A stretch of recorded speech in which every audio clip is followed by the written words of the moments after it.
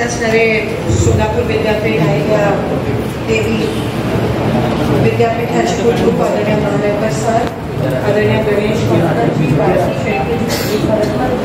आदरणीय काजलजी, विनोदजी, चेतन भाऊजी, अशोक देवकतेजी, रामसेजी, उपस्थित रुपेशजी, उपस्थित सर्व मान्यवर, सलगरजी, उपस्थित सर्व मान्यवर आणि आज गावोगावून आलेले सर्व मंडळ जे आज पृथ्वी आणि चेतन भाऊंच्या हस्ते जे अहिल्या देवीचं जे मूर्ती वाटप होणार आहे ते स्वीकार करण्यासाठी ठिकठिकाणून आलेले सगळे उपस्थित बंधू, काही 2 दिवसामध्ये आपण जयंती साजरी करत आहोत आणि दरवर्षीप्रमाणे ह्या वर्षी देखील चेतन भाऊ आणि पृथ्वी सर्व मंडळांना या ठिकाणी अहिल्याबाईंची मूर्ती वाटप करत आहेत.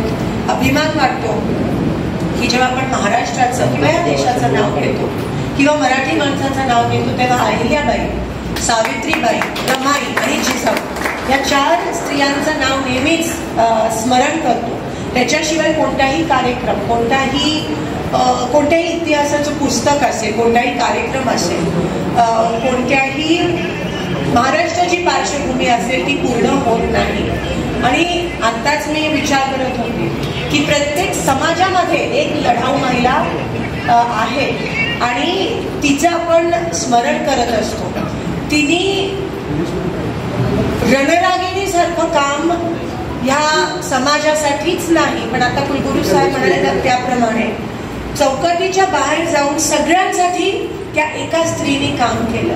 आज आम्ही स्त्री म्हणून, महिला आमदार म्हणून जेव्हा तुमच्या समोर उभे आहोत तेव्हा ह्या महिलांचा संघर्ष नसता तर आज आम्ही इथपर्यंत आलो नसतो. कारण का पुरुष प्रधान समाजामध्ये अशा महिला पुढे गेल्या आणि समाजामध्ये त्यांना तुम्ही एवढं मोठं स्थान दिलं, ही पण मोठी गोष्ट आहे. कारण का महिला पुढे गेल्यावर कोणी स्वीकारत नाही आणि ते त्या काळात तशा लढल्या आणि तुम्ही त्यांना एवढं मोठं स्थान दिलं.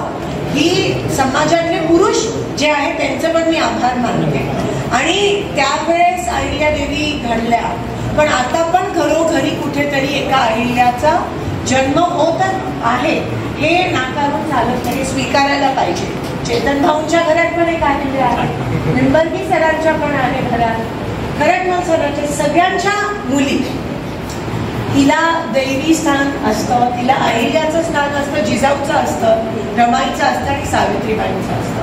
आणि त्याच पद्धतीत जेव्हा आपण मिरवणूक साजरी करतो किंवा जयंती साजरी करतो, जेव्हा आपण अभिवादन करतो सावित्रीबाईंचं, अहिल्याबाईंचं, तेव्हा आपण विसरूया नको की आपल्या घरी पण एक अशी मुलगी आहे जी पुढे येऊन लढाऊ होणार आहे, जी महाराष्ट्रासाठी, समाजासाठी संघर्ष करणार आहे. आणि तेच तिच्यातले गुण ओळखून तुम्ही पण तिला तसंच शिकवा, तसंच संघर्ष करण्याची ताकद द्या, तिला स्वीकारा, तिचा आदर सन्मान करा, एवढी मी तुम्हाला विनंती करते. आपण नेहमीच मला साथ दिलात, गावोगावातली लोक आहेत, तुम्ही साथ दिला काँग्रेस पक्षाला या निवडणुकीत, त्याबद्दल तुमचे मनापासून आभार. खरं तर समाजाचा उल्लेख केला तर शेतकऱ्यांचा उल्लेख देखील करणं खूप महत्त्वाचं आहे. कारण का सर्वात जास्त त्रस्त आज शेतकरी बांधव आहे.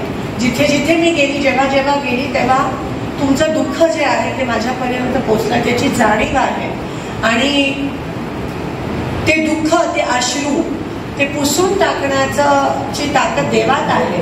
पण त्यांनी जे माध्यम आम्हाला एक समाजकार्य म्हणून आम्हाला दिलंय, नक्कीच शेतकऱ्यांवर आलेलं जे संकट आहे, मग ते कधी दुष्काळाच्या माध्यमातून येतं, कधी वादळ वाऱ्याच्या माध्यमातून येतं. कालच मी त्या परिसरात होती आणि तिकडे केळीचा खूप मोठा नुकसान झालाय. जे मी नेहमी म्हणत आली माझ्या प्रचारात की दुष्काळात 13वा महिना अंत बघतोय का काय शेतकऱ्याचा.